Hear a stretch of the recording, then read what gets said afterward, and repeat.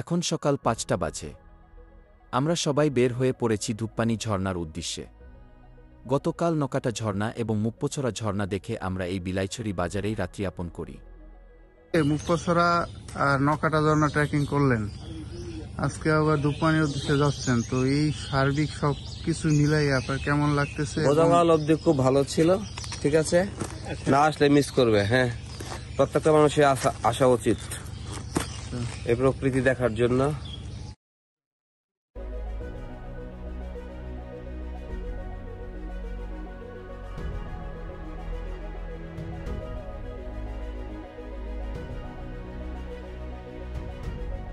গতকাল রাতেই আমরা আজকে সারাদিনের জন্য ভোট রিজার্ভ করে রেখেছি।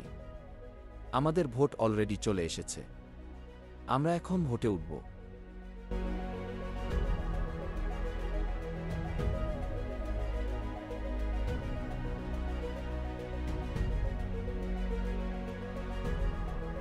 সকাল সকাল ওই দূর পাহাড়ে মেঘের আলিঙ্গন দেখে সত্যিই মনটা ভরে গেল।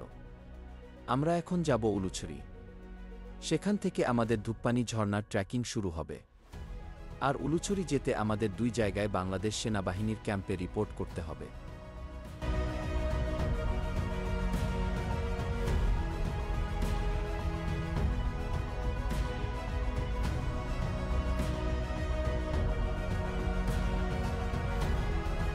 আমরা এখন উলুছড়ি বাজারে।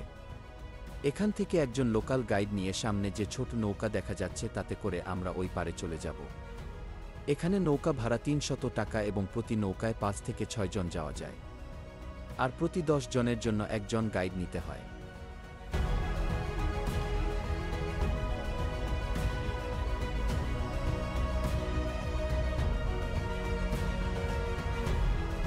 নৌকা থেকে নেমেই শুরুতেই এই কাদামাটি পাড়ি দিতে হবে।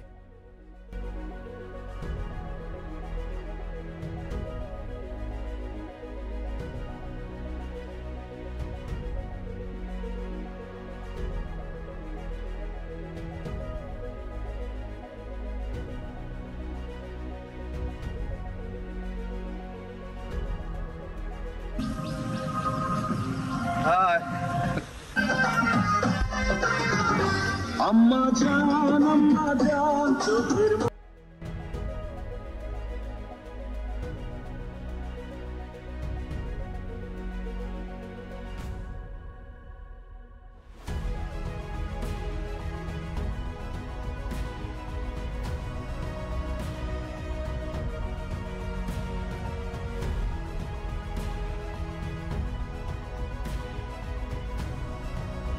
আমরা এখন ঝিরির পাশ দিয়ে হেঁটে চলেছি ধূপপানি ঝর্ণার উদ্দেশ্যে।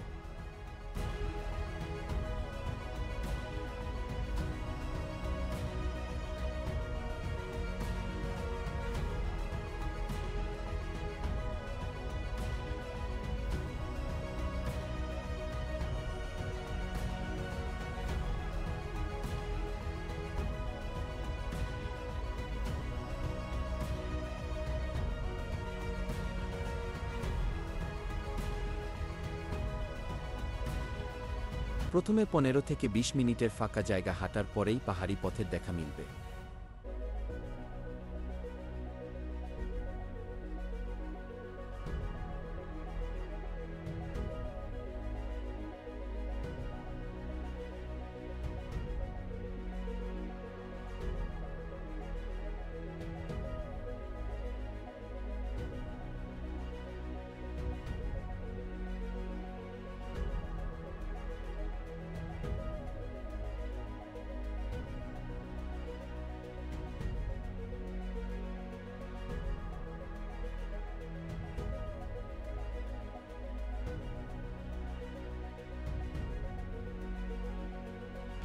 পাহাড়ে আসবেন আর জোকের কামড় খাবেন না, সেটা কি হয়?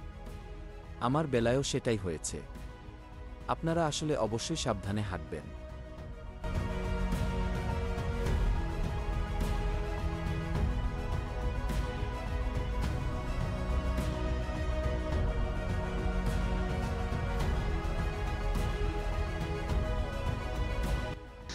খুব ভালো লাগতেছে ভাই।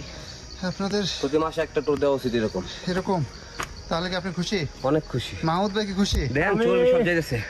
আসলে কি বলবো, অসাধারণ পাহাড়, অসাধারণ প্রাকৃতিক। প্রত্যেকটা মানুষের সময় করে এই পাহাড়ে আসা উচিত, আসা উচিত।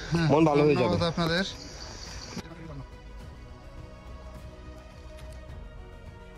কিছুটা পথ পাহাড় বেয়ে উপরে উঠলেই আবার দেখা মিলবে এমন ঝিরি পথের। আমরা এখন ঝিরি পথ দিয়ে হেঁটে চলেছি ধূপপানি ঝর্ণার উদ্দেশ্যে। পাহাড়ি ঘন জঙ্গল আর এমন শীতল পানির ঝিরি আমাদের ভ্রমণকে আরও রোমাঞ্চিত করে তুলেছে। কিছু সময় ঝিরি পথ দিয়ে হাঁটার পরে এখন আমাদের আবার পাহাড়ি পথ বেয়ে উপরে উঠতে হবে।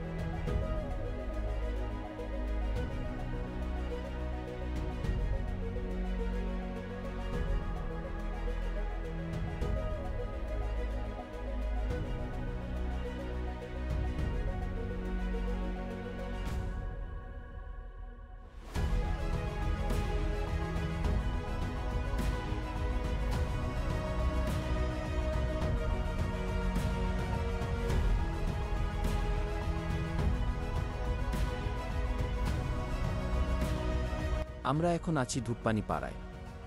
এখানে আসতে আমাদের প্রায় 1 ঘন্টা 40 মিনিটের মতো সময় লেগেছে। ধূপপানি পাড়াটি অনেক সুন্দর। ধূপপানি ঝর্ণায় যাওয়ার পথে মাঝে মধ্যেই ছোট ছোট দোকান পাওয়া যায়। দোকানগুলোতে পেয়ারা, কলা, পেঁপে সহ আরও অনেক কিছু পাওয়া যায়। আমরা কিছু সময় পাড়াটি ঘুরে দেখে আবার ধূপপানির উদ্দেশ্যে রওনা হলাম।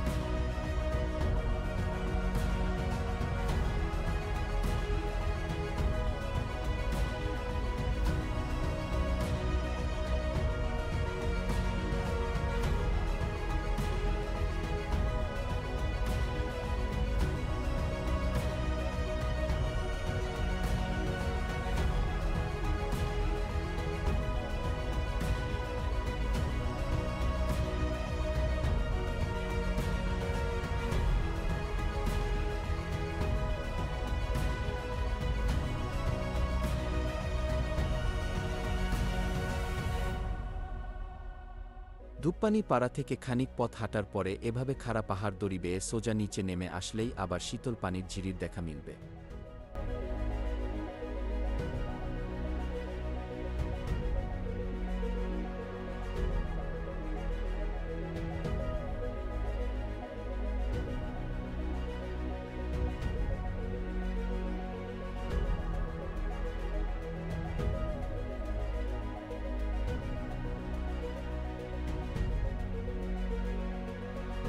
আমরা শীতল পানিতে কিছু সময় ঘা ভিজিয়ে আবার ছুটে চললাম ধূপপানির উদ্দেশ্যে।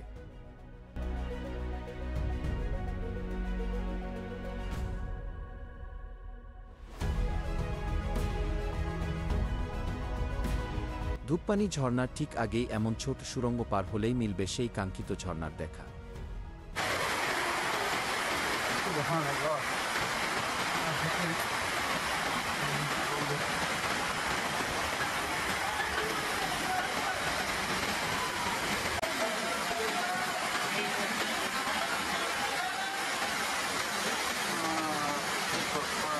আমাদের সেই কাঙ্ক্ষিত ধূপপানি ঝর্ণা।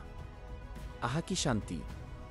এই দীর্ঘ পথ পাড়ি দিয়ে ক্লান্ত শরীর আর শ্রান্ত মন ঝর্ণার বিমোহিত সৌন্দর্য দেখে এক নিমিষেই যেন চাঙ্গা হয়ে গেল। আর তর সেইছে না ঝর্ণার হিম শীতল পানিতে ঘা ভিজানোর জন্য। এই অনুভূতি পৃথিবীর কোনো ভাষা দিয়েই বর্ণনা করা যাবে না।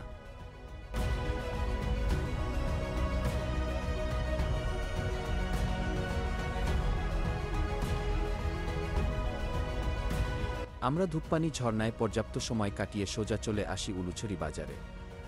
সেখানে ফ্রেশ হয়ে দ্রুত চলে যাই বিলাইছড়ি। সেখানে আগে থেকে অর্ডার করে রাখা দুপুরের খাবার ভোটে নিয়ে আমরা রওনা হই কাপ্তাইয়ের উদ্দেশ্যে। কাপ্তাই পৌঁছাতে আমাদের সন্ধ্যা হয়ে যায়। আমাদের রাতের গাড়ি রাত ৮:৩০ থাকায় গাড়ি ছাড়ার আগে আমরা যার যার মতো কাপ্তাই ঘুরে দেখে রাতের গাড়িতে ঢাকার উদ্দেশ্যে রওনা হই। ভিডিওটি ভালো লাগলে প্লিজ সাবস্ক্রাইব করে আমাদের সাথে থাকবেন। ধন্যবাদ।